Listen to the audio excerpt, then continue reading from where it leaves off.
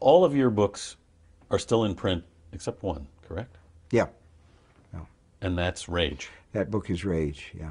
And that's not in print. Why? Well, it's not in print because it was a novel about a kid who goes to school one day and shoots his algebra teacher and holds his class hostage with a gun. And he's got this whole backstory about his abusive father and a lot of teenage angst and a lot of problems. And when I wrote it, I started it when I was in high school and I finished it when I was in college. And I published it under the Bachman pen name, and it didn't garner a lot of attention. It was certainly never a bestseller. But it was found in the effects of several different kids. Well, I won't say several, but two at least kids who were involved with school shootings. One of them, thank God, nobody was hurt or killed.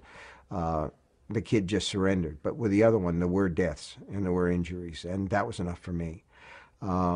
I don't think that books or movies are ever the cause of this sort of violence. And I don't think that's true of video games either. I think that of all the kids who play these things, somewhere among them are kids upon whom a certain violent scenario will act as an accelerant or give them a path that they might not have figured out on their own, and they'll do something that's violent.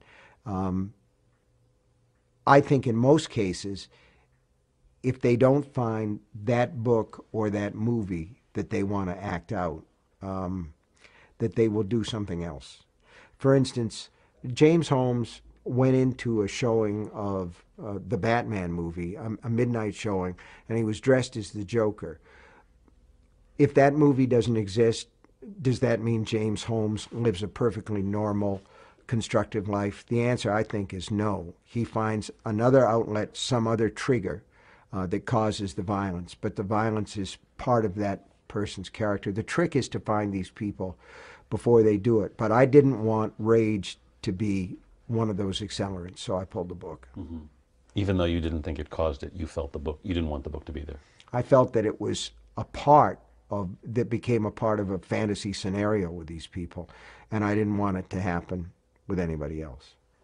So it was not gun control, it was book control in this case. And I think there are a lot of gun control, a lot of pro-gun people like Wayne LaPierre who could take a lesson from that and show a little more responsibility.